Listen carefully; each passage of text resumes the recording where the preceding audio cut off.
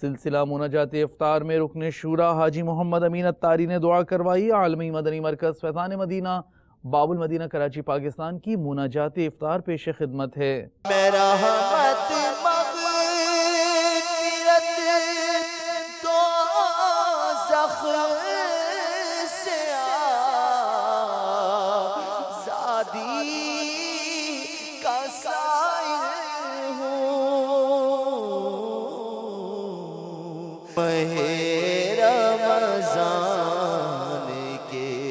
सदके में फरमा दे करम मौला।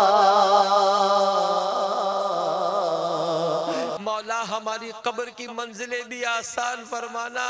ए अल्लाह हमें कब्र में भी आदाब ना हो, कब्र के सांप और बिच्छुओं से बचा, कब्र की आग से बचा।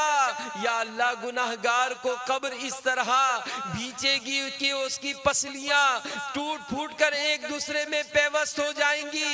ए मालिको मौला, माहे रमजान का वास्ता हमें कब्र के अजाब से भी महफूज फरमा।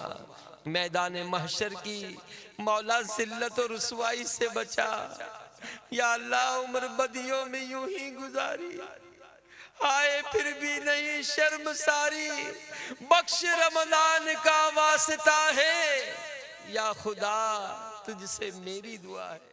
तो रमजान भी छा रहा है, कर दे रहमत मेरे इल्तिजा है।